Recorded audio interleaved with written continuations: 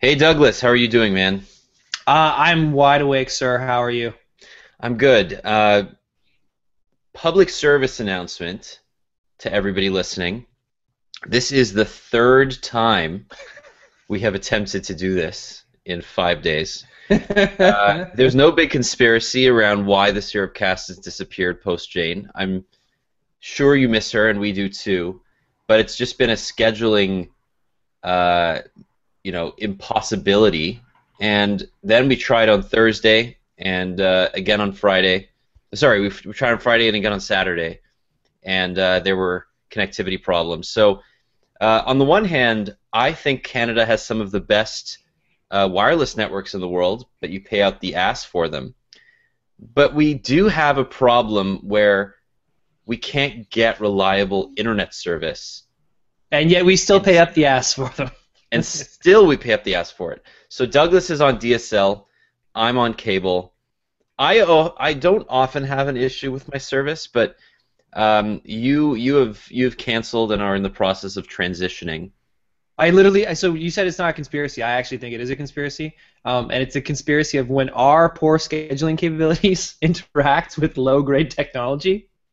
It's the cluster cuss It's of epic the proportions. it's the swear word free version of what you really want to say Yeah. against them. Cluster cuss is fine, man. No, I love that word. I think it's an amazing word. Anyway, so we are potting on Monday morning, 9:14 a.m. April whatever Monday 6th. morning pod, drive time. So Vader I and the will be D-Man coming to I you will with be driving Momo. I will be driving coffee. Coffee, coffee, coffee. Copy. So we haven't really done a pod for over 2 weeks. It's approaching 17 days, 13 hours, 4 minutes, and 7 seconds. Not that I'm counting. So I wanted to sort of do a roundup of the biggest stories of the last couple of weeks. The first of which is Future Shop closing. And we had this amazing 20-minute conversation on Saturday about this, and then your internet died. So Yeah. what I think I'll do is we'll just summarize part of what we said. So we'll attempt to do this really efficiently. The fact that Future Shop closed sucks, but it was for the best. How'd I do? That's pretty good. This is Yeah. this is not the best song in the world. It is merely a tribute. Um, I think no, yeah. So it's really we caught the news on a sleepy Saturday morning along with Future Shop employees who were waking up going to work to realize that there was a sign on the door saying that they had lost their jobs, which is not the best way to lose your job if you should ever lose your job at all. The suddenness of the announcement kind of provoked a lot of emotional outpouring from not only us but the Mobile Syrup community of readers, simply because for the longest time that's been a hub for grabbing tech. But Totally. as we've kind of discussed, the needs to do that have greatly diminished as the convenience and superior price and availability of e-commerce has kind of replaced the need to go to one giant box to buy a bunch of different tech. Especially when you can get it all in one phone now. You don't need like four departments when like your phone is half the things that they would sell.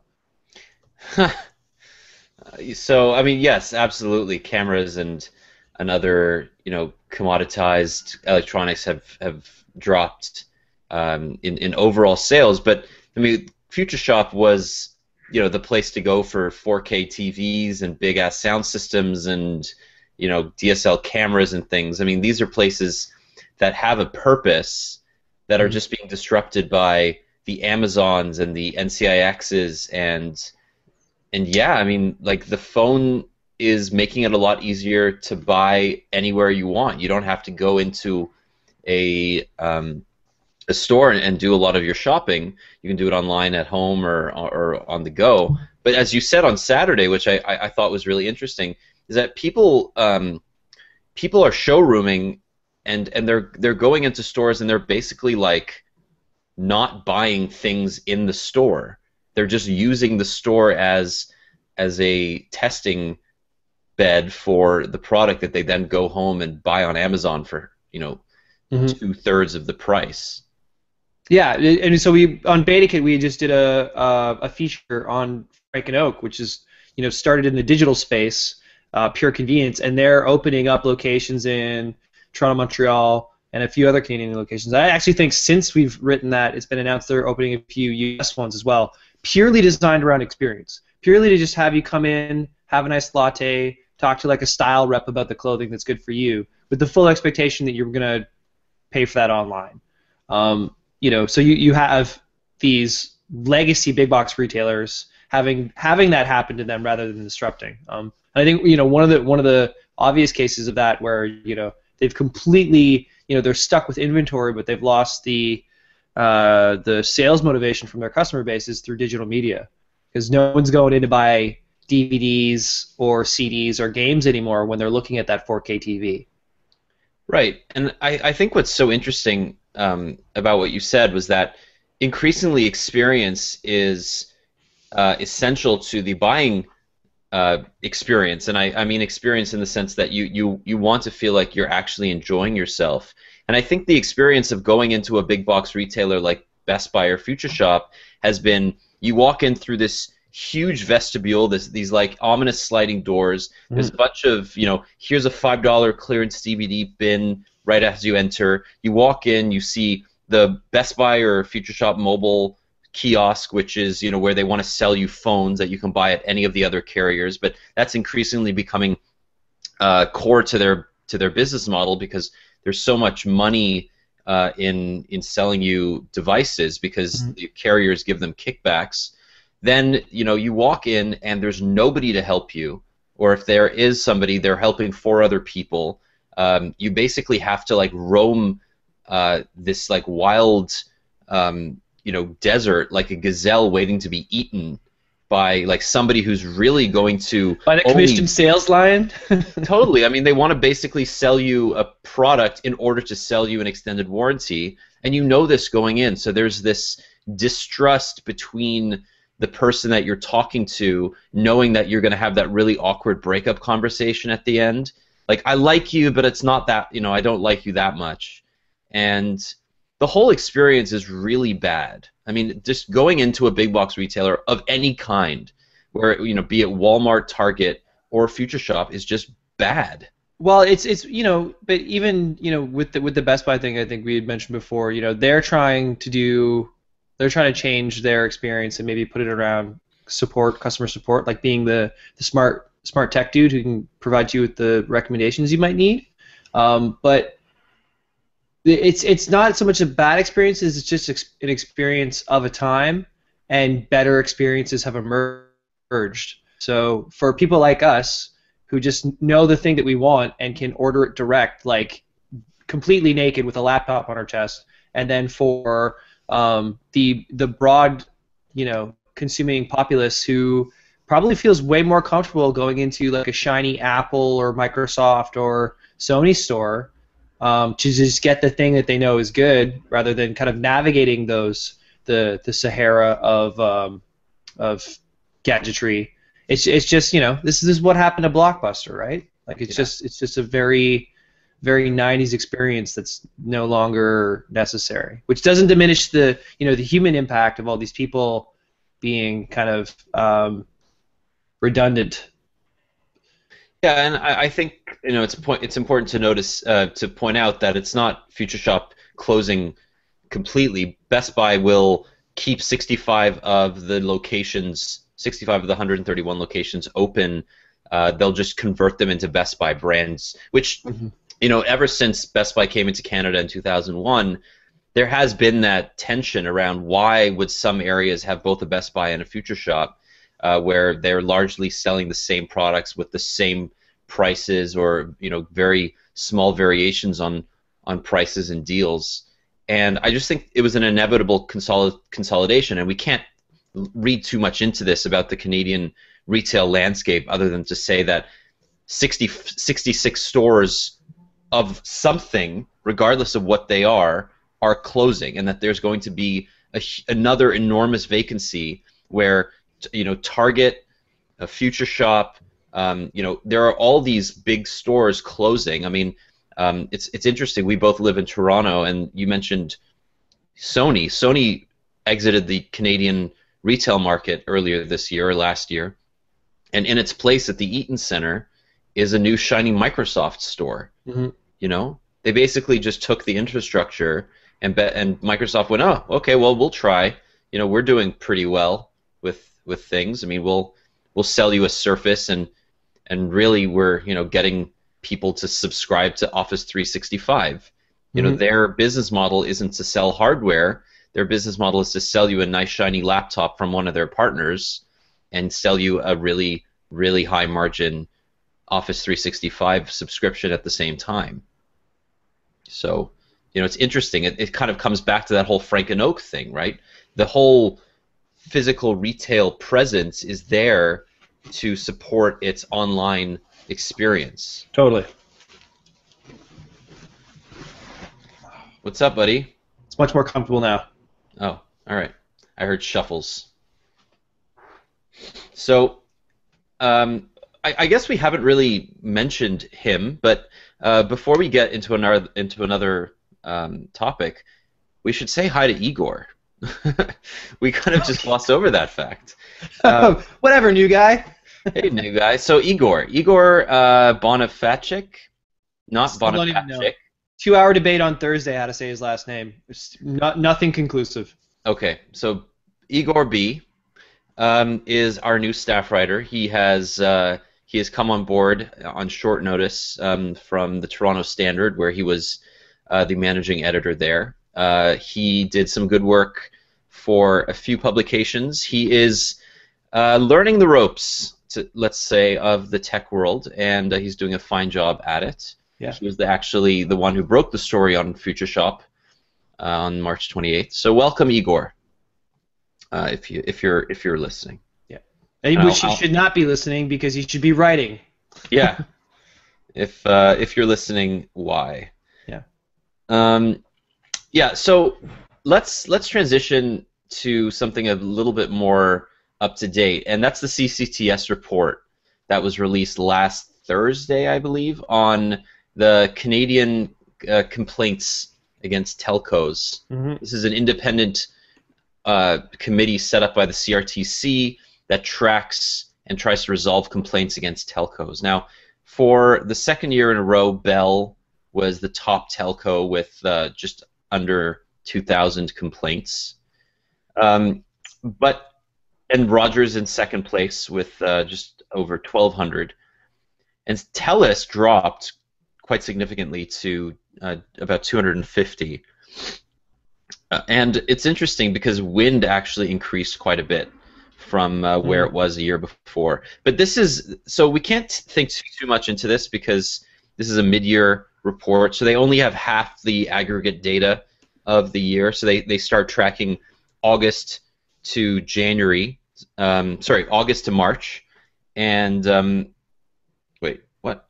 No, it's August 1st, January 31st. So it's even it's a 3-month. What am I talking about? 6 months. I haven't had enough coffee today. Yeah, you drink coffee, but it's a period of time, and I think we should say with this, you know, this is like a golf score, where the lower the number, the better. Yeah, and Bell also is disadvantaged in the sense that this tracks all kinds of services. So it tracks internet, phone, long distance. Yeah, like if the Raptors lose, I think they actually get complaints. Yeah, well, the Raptors keep losing, so... Yeah, lots of complaints this weekend. But I think what's interesting to take away from this isn't that Bell or Rogers is super high. I mean, 1,900 complaints in 6 months is really not a big deal. It's a big deal in the sense that there are 2,000 complaints, but 87% of them are resolved satisfactorily. 97% of them are closed in the sense that that extra 10% weren't resolved to the satisfaction of both parties, but one of the parties, whether it was the carrier or the person, was deemed okay closing the file. So they don't disclose why that is, but 97% were concluded. That's good. It's interesting that Wind has increased as much as it has, largely because it's growing pretty quickly, and as a result, people are treating it in a similar way as they do a lot of the other carriers. They have higher expectations, which is great. Yeah. Now that Wind has all these resources and all this infrastructure to improve its service and expand its service, they really need to do a better job making sure that customers are happy. And I think people were giving them sort of an easy out because it was considered a new entrant for so long. Well, there's also an acceptable level of complaints that you get, and I would expect that as they kind of like roll out and expand, there's still going to be those people kind of waking up to some of the poor service issues Wind customers can have in certain spots. But I think obviously they're within a respectable range over a 6-month period of complaints.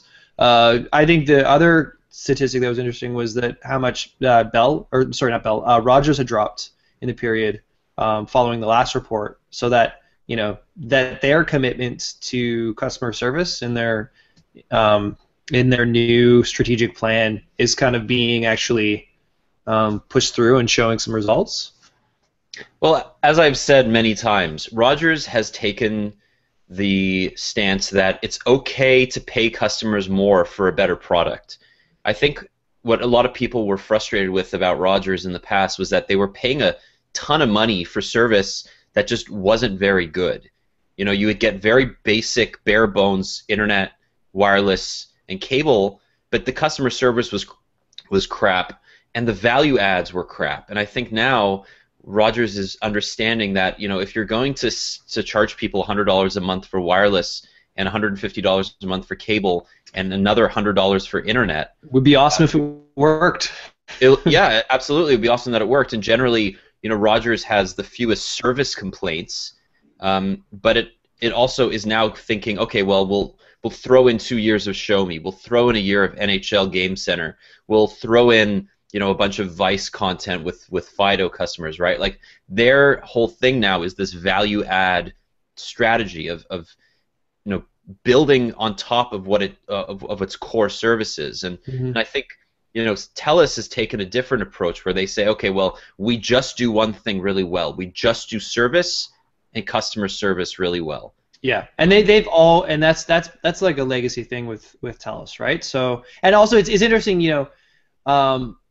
as the complaints are being resolved, that is an indication of good customer support. But it's if support and care and attention towards customers moves further up the chain, it can actually limit the amount of complaints. So I think that's Telus kind of reaping the benefits of years of commitment to having just a good customer experience, not just customer support. Right. So if Rogers can continue to do that, it also speaks to the fact that Telus probably has a better infrastructure in place to dealing with support, as I'm sure you were implying. But they basically have a team around avoiding complaints to the CCTS. They want to make sure that they nip it in the bud as soon as possible. Totally. And because full disclosure, Telus was on us about posting about this thing. They wanted people to know just how low on the list they are, and they're very proud of this thing. Like they are advertising. The CCTS report for them is almost as important as a quarterly earnings report for Rogers and Bell, right? Like Telus is obviously a public company. They love earning profit, but their whole thing, their whole value to shareholders ethic is around customer service, and that's why they're increasing their customer base, because they've done such a good job selling this idea that they're better at customer service. Totally, it's totally a key metric on their brand equity. It's a data point that shows that they're not just all cute animals, but I think we've both probably beyond like the numbers qualitatively experienced like good Telus customer support. Like I've had like enjoyable times talking to people at Telus to support me for like a phone issue and things like this. Like to the point that I would go out of my way to try to recognize those individuals at Telus because they were obviously really looking to help me out. And then contrasting that to my recent experience where I'm not going to mention which of the big two providers I was with, but even just finding the contact information to tell them that I was over it was like slightly more difficult than it needed to be. Like to even get in touch with them to say that this was a problem.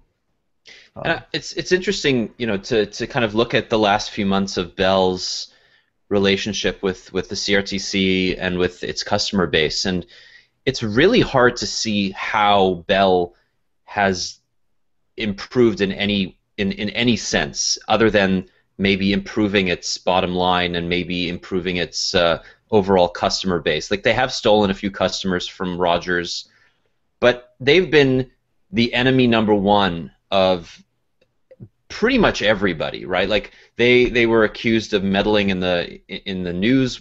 Kevin Krull, the head of the president of Bell Media, was accused of actually calling up CTV, telling them that they couldn't put the commissioner's face on the TV during the Let's Talk TV results. They've clashed with the CRTC on a number of things, and it's their prerogative to do so. But instead of just taking this regulation and saying, okay, we'll do better, they've been fighting the CRTC on everything. They've been pretty much sullying their reputation in many respects in the eyes of the consumer. And while they are improving their revenue, I mean they improved their revenue quite a bit in the last quarter, and they're reporting on April 30th for their Q1. It just doesn't seem like Bell is doing a whole lot to say we're doing better in customer service. Like they're saying we're doing better in speeds and feeds, which is what Rogers is doing. But I think the overall impression is that Rogers is improving throughout its entire stack. Yeah, well, just that was like not to speak of in the same way that we were talking about Telus being focused on doing one thing and Win being obviously focused on one thing and kind of an upstart. And then Rogers trying to consolidate its operations. It's difficult to call, like there's not one Bell.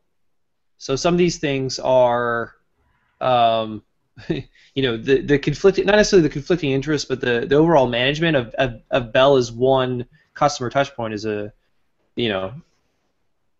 is a slightly different thing to manage. But I think their intention to focus on, say, like speeds and networks and things like that, or their focus on the TV side, some of the interesting things that they're doing there are all very interesting. But yeah, if this continues to be, if you continue to rank number one in something like this, then maybe there's a time to kind of reevaluate. But I also feel that in the way that Rogers has gotten a lot of flack or that association of being difficult to deal with, like, and Telus has that brand equity of being great, I don't think Bell really has that common kind of like, oh, Bell, this is going to be a nightmare because it's Bell. Like, I don't think people think of Bell that way. So maybe maybe this report isn't as big a deal for Bell as it is for someone like Telus. Yeah, I don't know. I mean, you're right in the sense that there is no one Bell, and there's truly no one Rogers, as much as they try to play it off that there is or is becoming one. Just fewer Rogers. They just want fewer Rogers. Yeah, and I think Bell is this monolith, right? They have all these different components to them. I mean, and especially since they have such a huge media presence, as well as all these investments in physical assets. I mean, they're 50% owners of MLSE. Mm-hmm. They have stakes in media production from all the way from like TMN through its purchase of the name is escaping me. Am I gonna have to look this up on the internet? This is a Monday morning pod problem. And they also, they run a lot of disparate divisions that don't always talk to one another. Mm-hmm. And I think that is where the perception lies. And I think Bell's strengths, or Bell's largest strength, is the fact that they've been around really long and they have all this infrastructure. They have all these, they, just like Rogers, own the copper, and they have fiber, in every major city. And as a result, you can't really get away from them. You know, if you want a business line, you call Bell. If you want, if you want fiber, you call Bell. If you want satellite, you call Bell. So well, they're branded very much as a monolith, but like even when I did that interview with the Bell TV VP when we were at the expansion of the Open Gym for the Raptors TV show and what their kind of approach to television, he was very clear that there are certain things that we work on as Bell TV and then other things that we completely leave up to other divisions of Bell, and not in terms of we don't pay attention to those guys, but almost ethically, because Bell has its hands in so many things, that there has to be a separation of interests there. So I don't know. It's interesting to see how all the major players in the Canadian space are kind of carving out separate identities. Yeah, but which I think is good. Which is good, but the argument there that they have separate identities, that's not necessarily true, because at the end of the day, it all comes under the BCE umbrella, and the BCE umbrella is one of the most vertically integrated companies in the world. I mean, Rogers and Bell are, I think, in the top 5 of the most vertically integrated companies. They own the pipes, they own the services, they own the contracts, they own the content, and they own the distribution of all of that. And Bell came under fire for exactly this, for not wanting to change its billing practices for its mobile TV product, not because it couldn't. They said that it would cost $10 million, but because they said that they were disadvantaged by a U.S. company, Netflix, doing what they do best, which is disrupting the market. And it's totally fair that that Bell would be upset that Netflix hasn't paid into the CanCon, that sort of bank account for what companies are expected to do when they have to abide by the Telecommunications Act. But the CRTC knows that, and they made changes recently. So now Bell can offer Crave TV to its television subscribers exclusively, or they can offer Crave TV to both internet and television subscribers, and have some exclusive content on its television service. So there is some leeway that the government is giving them, and honestly, I think it's the best of both worlds. Yeah, well, I would say as long as the government allows companies like Rogers and Bell to be vertically integrated, you can't begrudge them to be as vertically integrated as possible. That's just business strategy, I think. But operating within that framework, at least having differentiation amongst approaches and priorities, at least gives you a modicum of choice for consumers, right? But yeah. Right. So there's. Do we want to tie this all together to the Kudo news? Yeah. Okay. But first, it was Astral Media that they bought in June 2013. So I just wanted to make sure that everybody knew that, as early on Monday as this is, I can still use Google.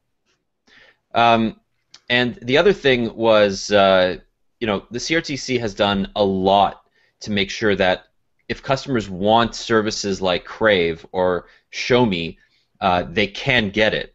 But Bell has a right to want exclusive, or at least limited distribution of something, or tying a service like Crave to its television, largely because Canadians want their cake and they want to eat it too. That doesn't work when I say it that way. But the fact that Crave is $4 a month is directly tied to the fact that it is paired with a television subscription. It's not going to be $4 a month when customers can buy it with just an internet subscription. Totally. Or when you can buy it just not with anything, perchance. Well, they won't do that. I mean, they just won't. It's not designed to be that. But I just find it so interesting that a lot of our commenters read read these things and they go, well, Bell should just be offering this for $4 a month outright. I mean, they want to compete with Netflix, right? They want to build up a customer base. It's like, okay, great, but look at the content on Crave TV. The content on Crave is 5 times as good as it is on Netflix Canada. I mean, it's not even comparable. Yeah, and those negotiations can happen for a reason. Same with Show Me, right? Like, I think you're the best way to just describe that, like the tension between, because we talk a lot about like what the carrier should be doing, but from the Canadian customer perspective, they just like cake, right? Right. They just want like the icing all the time. Yeah. And you know, I love hearing from Canadians about this, because it's interesting to see the non-bubble perspective, right? We live in this bubble, and I appreciate that I don't see everything, you know, objectively, because I hear from both sides, and they want, you know, the companies want me. I'm basically the conduit for these companies to try to filter their message, and I get that. I mean, any media business has that tension, but the problem is that on the one hand, a lot of the Canadian consumers just they react viscerally to things. They have one poor experience, and they will never forgive. I mean, my mom is true. Like, that's true of my mom as well. You know, she had a bad relationship with Bell. She had some long distance charge a few years ago, and you know, they charged her for some call to the U.S. that she thought she'd paid for under her long distance plan, and she's never forgiven them. I mean, it's like, well, it's like airlines, right? Like, there are certain brands that we have a personal relationship with that like get into our lives, where if you have a bad experience, if that relationship goes south, it really goes south. And like flying on an airplane, or your phone bill, or your TV, or your internet connection, like things that operate in your home, if they're broken, like if the plumbing breaks, you're like, okay, I gotta call a plumber. I can't need water, gotta do this. But if like if the pipe that provides the cartoons and the sports breaks, it's like maddening, because the only reason you have a home is so you can sit in it and watch TV, right? Like, right, but you know, I think if you paid a plumber every month, I mean, it's sort of the idea of insurance, right? Like, you expect insurance to work when you need it to work. You pay every month, and you do it so that it will work when you need it, right? We pay Rogers and Bell and Telus for service, but we expect it to work every day.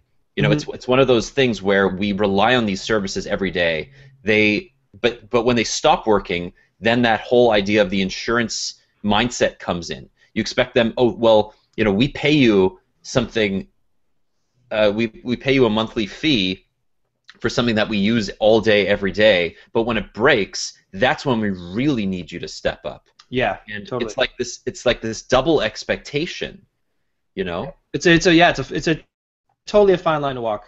And it's the type of thing where, like, if you're gonna be kind of a premium brand, then those are just the stakes of the game, right? And that's something that, you know, if Wind looks to expand and to grow and really own that kind of mind share, they're gonna have a different customer base than just like the young student who's like, oh sweet, I can get a phone and pay like $20 a month and have that and just not think about it. Like, you know, they're gonna have a wider customer base. You might expect superior service. So, I mean, that's a good transition to the Kudo thing, because well, that's going away, I think. We don't know that yet, but goodbye. Kudo is going through a rebrand, as is Fido, and Rogers did already. So these are, you know, these flanker brands. Kudo's Telus' flanker brand, one of them now that they own public as well. And Fido is Rogers' flanker brand, one of them, because they own Chatter. You see a trend. So what's going on with this? I mean, Fido appears to be going through a huge refresh. Like, they're changing their logo, they're changing their entire plan lineup, they're changing their strategy. Whereas Kudo is just going through sort of a light maturing. They're getting rid of El Tabador, or at least we think they are. Died on his way to his home planet. He's he's going away. They're maturing. They're changing their color schemes. Hmm. They are generally doing what brands need to do to stay relevant, which is not look like they're Well, you know evolve. They need to old. evolve. Yeah. So what do you think? I mean, from what you've seen of this Kudo overhaul, is this something, do you think that they'll actually benefit from this in the long run? Uh, well, that's okay. So there's intention and there's execution. I say this all with the caveat of like I'm so far beyond the point where um, either from like a service perspective or like a demographic perspective, I was the target customer for this kind of stuff. Hmm. Um, so I think that maturation that you talk to is important. And to tie it back to the previous conversation, as all the major high-level brands kind of sort themselves out and their relation to the Canadian customer and the proposition that they want to provide in 2015, the opportunity and the value of these kind of sub-brands is to specifically target segments of the Canadian population that either wouldn't immediately be appealed to by the umbrella brand, or that they might be able to completely own. And I think what Kudo had done previously, at the very least, was like target a pretty young demographic, like just and a very kind of like with an irreverent style that might not as I would say turn off most, but just obviously wasn't for them. So I think with the rebrand, however it plays out, they're maybe just looking to acquire more or grab onto more. So I think it's fine. I didn't have a problem with Kudo before. It wasn't necessarily for me, but I think if they're looking to kind of evolve that brand before it gets stale, I think that's just smart. Yeah, what's interesting is that generally Kudo is within a margin of a few dollars the cheapest flanker brand of the big three. Fido has also tackled this problem of how do we differentiate ourselves from Rogers. Plan-wise, they haven't really. I mean, none of the flanker brands have share plans. Yeah, we talked about that when the Fido stuff came out, when we had written about that. It was like, okay, so the brand's changing, but they also got rid of some of the things that made Fido. Whereas with this seems to be more related to the actual just the brand. Yeah. Well, I mean, it's not like I posted on the weekend that they're revamping their tab and they're getting rid of the hierarchy, going with a maximum of $360 subsidy. So what they're doing is they're essentially they're disconnecting the plan from the device value. So what happens is when you walk into a Kudo store and you want to buy a $600 iPhone 5C, say it's $600 outright, and you don't want to spend $600 on it, you can then choose to finance the phone up to $360 and pay the difference, the amount that they gave you, over the course of 2 years. So that's $15 every month. So your plan, you choose a unlimited calling, 3 gigs of data, $50 plan, whatever it costs. If you want to buy the phone without spending that full $600, if you want to take advantage of that full $360 installment, you pay $15 a month on top of your $50 plan for 2 years. Once that phone is paid for, then it just drops off the end, and your plan decreases by $15 a month. No other carriers in Canada do that right now. Because when you buy a phone, say you buy an iPhone on Rogers or Telus, and after the 2 years is over and you've paid off your phone, your plan doesn't drop by $20 a month. They have discounts for bring your own device. You will have to call them and explicitly change your plan over to a BYOD. So it is possible, but this just drops off at the end. You don't pay any more after 2 years. And it's a very different mindset because it's untethering the price of the phone with the price of your plan. And it's exactly what other countries have been doing for years. It's what the UK has been doing for years. And it's about time that it takes hold in Canada, because the only carrier doing it right now in Canada is Eastlink, and they have like under 1 million customers. Yeah. So to tie it back, then that's obviously something that could have that's a policy plan thing that can have a appeal that's broader than the current branding is targeted to. So just to change that plan up and then adopt more of a, was it choose happy? Choose. That's the brand. That's the slogan. Yeah. Yeah. So a little bit more generic, but like generic towards an experience. So yeah, it's kind of necessary, right? Well, also, I mean, it ties into Telus's larger brand appeal, which is, if you're our customer, you're going to be a happy customer. So they're trying to get that same customer-friendly idea going with Kudo as they are with Telus, because Telus, when you think of a Telus store, you think of lots of employees, you think of somebody standing at the door going, "Hey, welcome. You want to be my friend? Like, let's get you a $200 a month plan." But with Kudo, like, it's just, there's a kiosk in a mall, and I've talked to these guys, like, these are the minimum wage. They're usually dealer-owned booths. They're not very enthusiastic about their jobs. The customer service at Kudo is not considered, as robust as it is at Telus. Mm-hmm. And I think that they're trying to get around that. They're trying to say, okay, well, we'll invest a little bit more in the brand, a little bit more in the physical retail presence, and we may charge a bit more, so get ready for that. But as a result, you'll probably be a higher value but happier customer.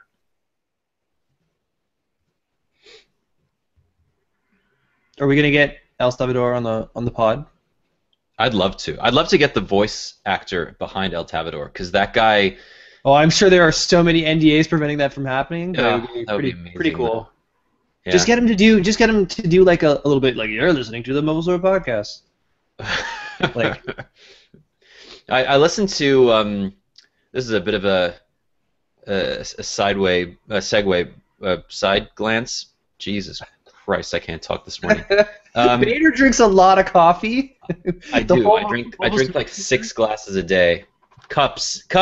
We're suffering for you, readers and listeners. So I listened to Canada Land a few months ago. That's Jesse Brown's excellent podcast, and he had the guy who does Ed the Sock on the show. Yes. And this guy sounds nothing like Ed the Sock, obviously.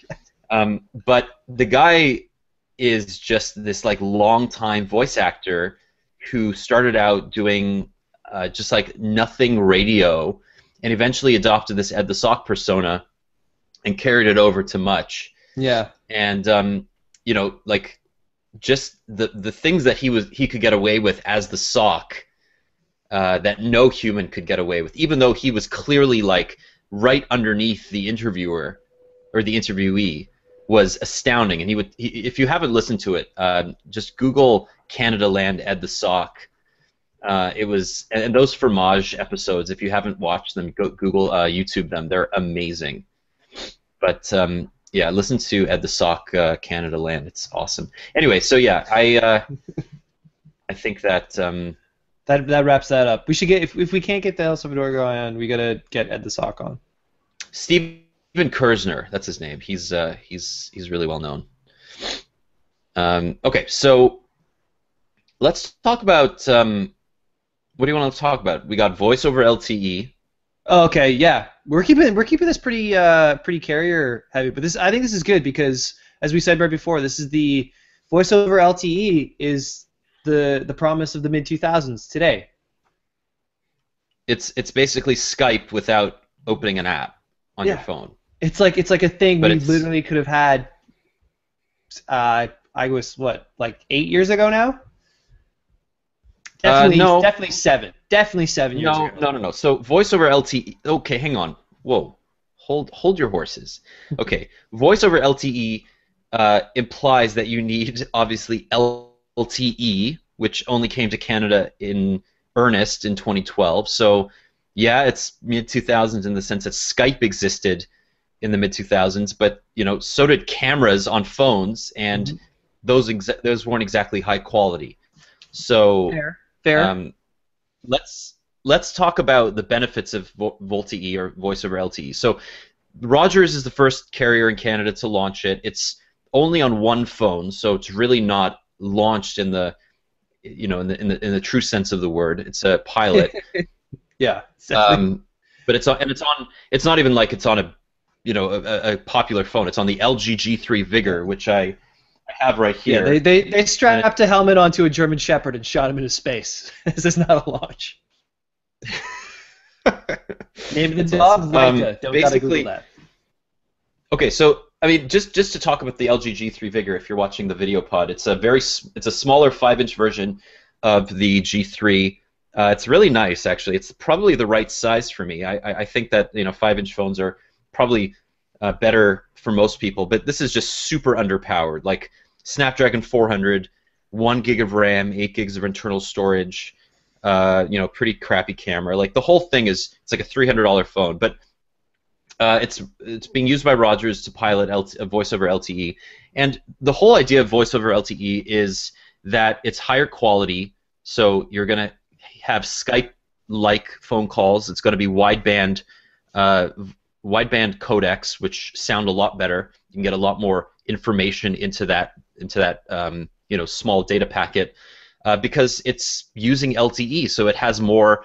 It has a wider, more efficient, essentially data path to use to transmit data. The other benefit is that you don't drop down to 3G to make a phone call anymore. So right now, when you make a call on Rogers, Bell, Telus, or any carrier that has LTE in Canada, you will then drop from your LTE signal, and it'll be handed off to a 3G signal. And as a result, sometimes when you get off the phone, it takes a while to get back to LTE. And when you're on the phone and you want to do something else on your phone, you're using this 3G pipe, which is much slower. So just inherently, those two things, the ability to stay on LTE while you're on the phone and have a much better phone call in terms of quality, is enough for most people. But VoLTE is actually a lot more efficient in the long run for the carrier, right? The carrier doesn't have to maintain this huge network of 3G signals. It doesn't have to deal with these handoffs anymore. Dropped calls. The handoff between LTE and 3G is often a little bit sketchy depending on where you are in the city. Or in more rural areas, it happens way more often when an LTE signal is on a different tower than a 3G signal. Oh, just drive through Milton, man. You can pinpoint it to the overpass that you hit, and then signals just dropped. Another benefit of VoLTE is that it supports video calls natively. So you no longer have to no longer have to open Skype or use FaceTime if you want to make a video call. You will just be able to press, when you go into the dialer on your phone, there's going to be two options. Like on FaceTime, there's going to be a voice call and a video call.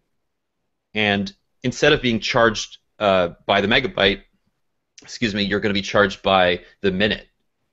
And net neutrality thing again. Will the CRTC allow the carriers to charge by the minute when it's using? But sure, let's figure that out. So there are a few stipulations. You need a smartphone with VoLTE compatible hardware. Most do support VoLTE. Anything with Cat4 LTE, like the iPhone 6, inherently support VoLTE. There just needs to be an update from the carrier to support it. So that's probably going to be what the stumbling block is for most older devices. Like the iPhone will be updated to support it because the carrier just needs to push a carrier update stack, and that's it. But older devices like the GS5, the G3, like all these good Android phones that can support it will need an update that will probably be bundled in a larger update that will take months, if it ever comes at all. So who knows? Then you need to be in an area where the tower needs to have been upgraded to support it, and you need to be calling somebody else who matches. So they have to be on a phone that supports VoLTE. They have to have received the software update, and they have to be in an area that has a VoLTE enabled network, a tower. So for the foreseeable future, nobody in Canada is basically going to be able to use VoLTE. Like 0 people currently can use VoLTE. We could probably call each other. Maybe. Sorry? We can, like the MobileSyrup office could probably call itself if the conditions were right, but that's about it. Well, we do. We have 2 Vigor LG G3 Vigors, so we're going to be trying that today. I hope we get the SIM cards. I thought it was a nano SIM, so I didn't ask for micro SIMs. But we'll do a demo and we'll record it and do a little write up. But I think once Bell and Telus roll out VoLTE, it'll be quite exciting. You know, not only that, because right now it takes like 5 to 10 seconds to connect a 3G call. But VoLTE, like, you press the dial button and the person on the other end hears the ring and they can pick it up. It takes like 1.5 to 2 seconds. So there's going to be a lot less like sitting and waiting for people. And I'm not just talking about like the ring. I'm actually just talking about like how long it takes for the other phone to hear the ping to enable everything. So. Like VoLTE. I think VoLTE is actually quite exciting, and it's going to enable a lot. It's going to free up all that 3G airspace for things like Internet of Things, and Bell and Telus can start selling all their 3G, airspace. So this will take like years. So this isn't going to happen anytime soon. But they can start either refarming. They can start refarming their 3G networks to LTE to better support LTE, or they can start using the 3G networks that are going to be less utilized to do things like machine-to-machine, Internet of Things, and anything else that a 3G network can support.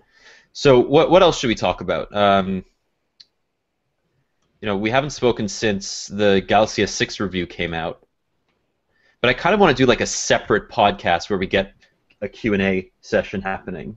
Yeah, we've been talking about doing that for a while, and I think because you just pounded through 3 pretty important device reviews in the 1M9, the S6, and then the Edge, right? So like we've been talking about expanding this to our listenership to get them to ask questions, and I know the comments kind of AMA you did went really well, but getting that on the pod I think would be really interesting. Yeah, and I figured out how to do it. There's a Q&A mod on Hangouts, and you can invite people. So I think what we're actually going to do going forward is we're going to, this is ambitious, but we're going to split the SyrupCast pod into 2. We're going to do a generic sort of Canadian telco, what's going on this week news type thing, and then we're going to be focusing on just hardware, and I'm going to be hosting a sort of a Q&A every week, and I think that could go really well.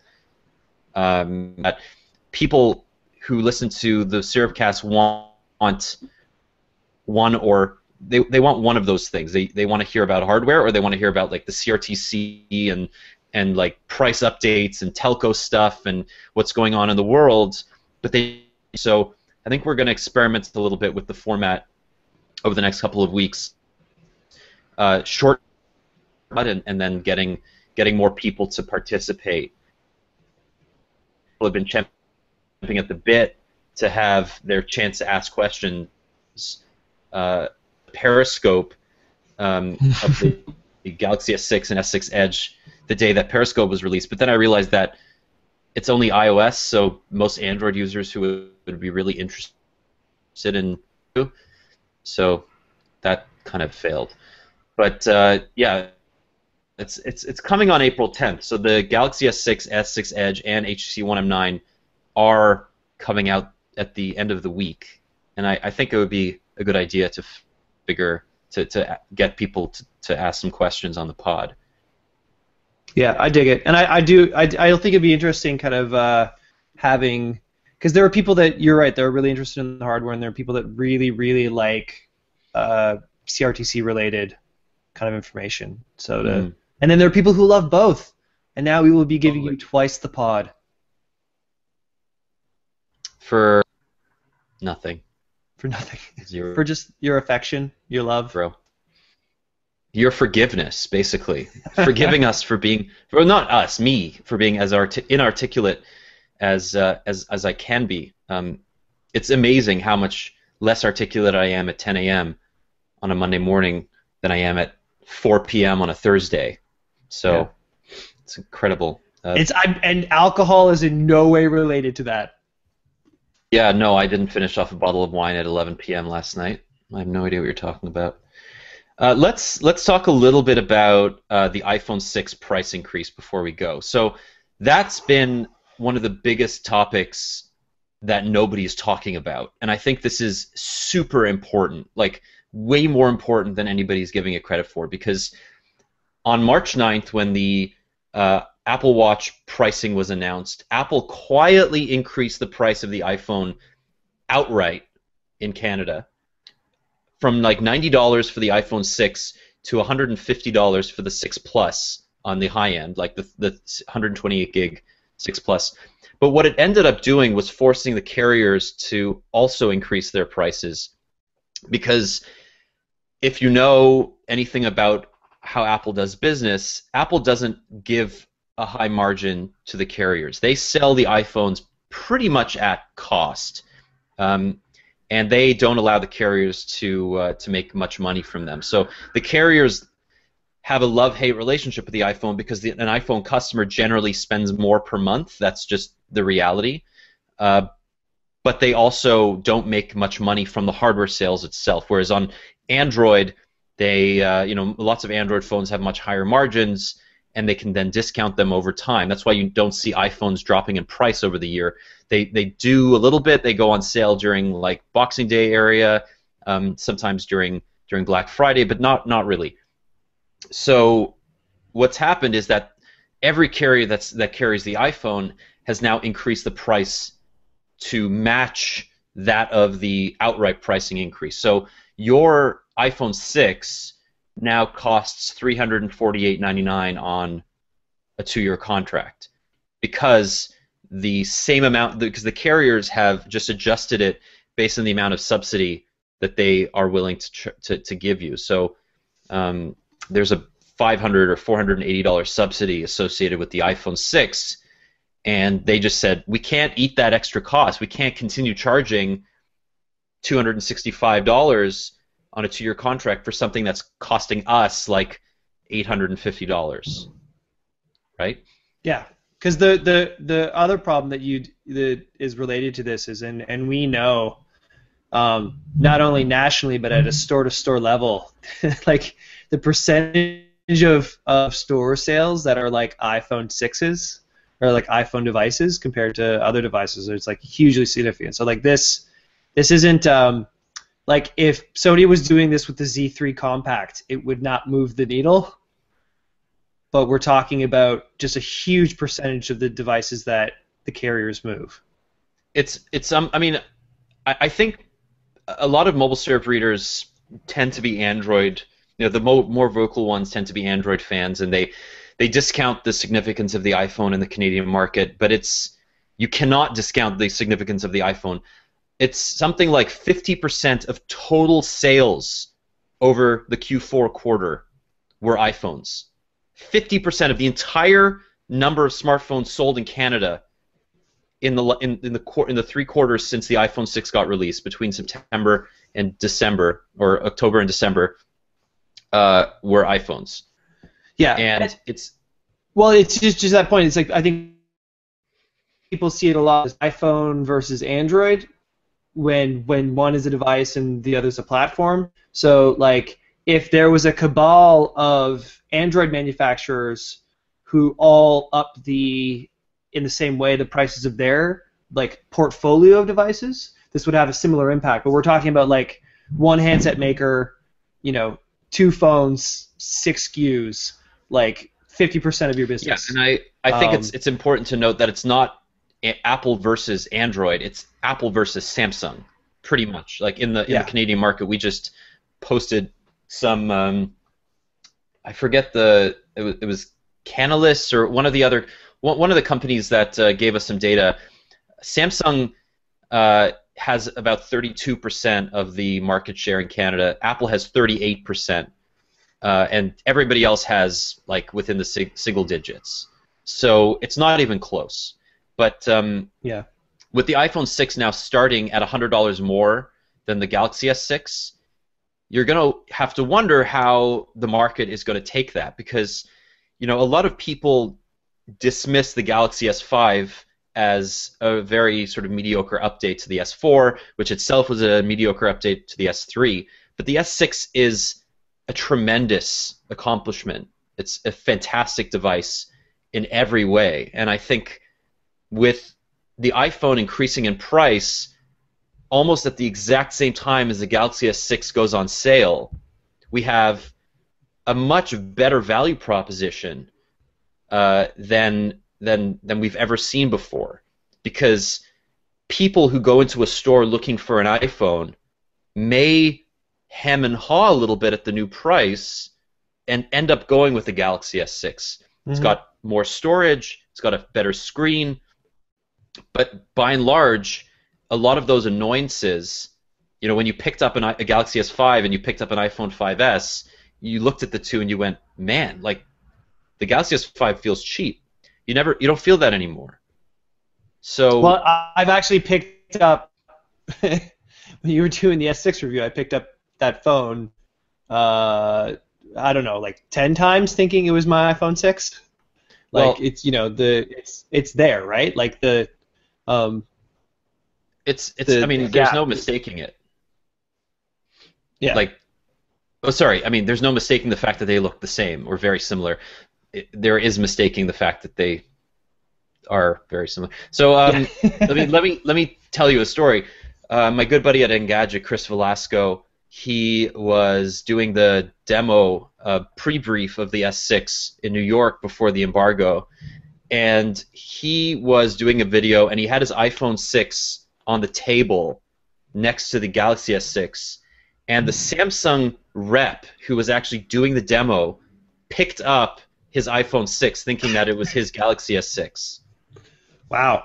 Because, I'm not saying that they look exactly the same, but there is no way. But there is no way that one could. To say that they are completely different looking products is just a non-starter. Like Samsung, the bigger question isn't whether they look the same; it's whether Samsung is just using objectively good design, or whether they copied the iPhone, right? Like. Yeah. A lot of people are praising the Galaxy S6 for having a great design, but is it that it has an objectively great design, like where it started from nothing and they just built it from the ground up as having a beautiful design? Does it its combination of metal and glass make it look great without the existence of the iPhone? Could they have built this without the iPhone 6? Probably not. But at the same time, they do deserve praise for building a beautiful product, whether or not it is based on, or at least derives a lot of its influence from the iPhone. And does that? Yeah. Well, this is the point of the podcast where 32% of our listeners throw down their headphones and discuss. But so to draw it back, because regardless of, I think it's enough to say at this point that the devices are close enough that if your only consideration was price, you now have a major incentive to go another way. In terms of the extent of impact that'll have in the Canadian market, I do have to say that the iPhone 6 has been out for a while. They've sold buckets of this device. So were this happening if the launches of the devices were closer, I think the impact would be significant. The timing is weird that it would just come to happen at around Samsung's major launch, but like I guess Apple has larger considerations when it comes to the value of the Canadian dollar and things like that. But I just don't know how many people are buying an iPhone 6 right now versus the initial kind of release sales. Like if it's 10% of 10%, like no, Apple I don't think that's true. Everybody. And I think here's the reason. The reason is that a lot of people are getting out of their. This is the double cohort, right? You have to remember, in the next few months, the people coming out of 3-year contracts from 2012 are going to merge with people coming out of 2-year contracts from 2013, because before the Wireless Code of Conduct came into effect, all the carriers began offering 2-year contracts in around June of 2013. Yeah, that's fair. So there is going to be a confluence of people coming out of their contracts looking for new devices.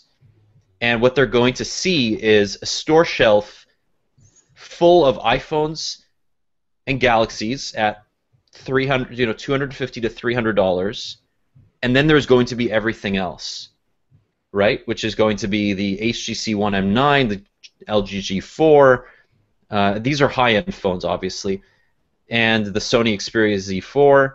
And then there's going to be all the mid-range devices that everybody can still buy and are still pretty good. But when you're looking at a flagship, at 2 flagships, most people are going to look at the Galaxy and go, it's $100 cheaper. It's probably a pretty good device. It looks beautiful. It feels really good. I'm just going to go with that.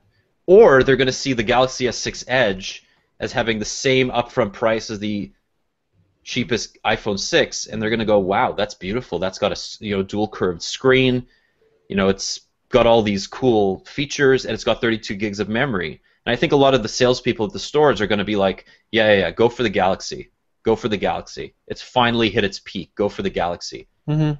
So, I mean, I wouldn't count out the fact that carrier salespeople influence the direction that a lot of people go in. Totally. And I think, but okay, so then let's look at this. So, assuming that the Canadian dollar eventually rebounds, in 6 months, we're looking at, one country in a portfolio of countries around the world where there's a price difference creating this peak buying time. If ever you were going to go jump over to a Samsung device, it would be now, when whatever percentage of Canadian smartphone owners are having, like, the double cohort is having their contract end. Is that, if say 25% more people, or like I guess I'm just trying to figure out, like, projecting out what the impact would be of this. Would it just be Samsung has a really good quarter in Canada, or does it? It's not going to radically alter, I don't think, the distribution of Android versus iOS in Canada. It might. I mean, look at the influence that the iPhone 6 had on the market share in the U.S. Just single-handedly, the iPhone put Apple ahead of Android in the U.S. single-handedly. I mean, it moved the needle. It moved the needle in Japan. It moved the needle in South Korea. Okay. It moves the handle, right? Like, moves the needle. Sorry, the handle is what I'm going to use after. It's really not. You can't underestimate the power of the iPhone in completely reshaping a market. And I also don't think you can underestimate the power of Samsung in this particular product. They have had a lot of success, and even the Galaxy S5, as mediocre as it was considered, still sold like 20 million units. Yeah. Right? It wasn't a failure by any means. I think the Galaxy S6 is going to sell double that. I think it'll sell 40, 50 million units. It's a beast of a phone. and coupled with the fact that there are two devices now, right? You have not to mention the fact that Samsung has a pretty decent lineup right now with the Note 4 and the Note Edge, Yep. right? So those are still good products that you can buy for not as much. I mean, the Note Edge is still, it's $400 on contract, but the Note 4 is $299. So if you don't want the Edge, you go with the Note 4. I mean, they have a pretty strong lineup, is what I'm saying. So yeah, I guess it's like I think you're completely right. I think it's a very, when it comes to the Canadian market, it's a very interesting thing. I think the way that the carriers responded to doing this obviously demonstrated how how very much they did not want to have to do this. Yeah. But Totally. I guess we'll just have to wait. We'll just have to wait another quarter to see what the impact is, and then it'd be interesting if Samsung really eats Apple's lunch in Canada. Is that enough for Cupertino to sit up and maybe adjust the pricing at a national level again, and take less of a margin on their devices just to maintain the market share? No. I think the plain answer is Apple has enough confidence in its business model, in the sense that the value of the iPhone is buried by the contract price.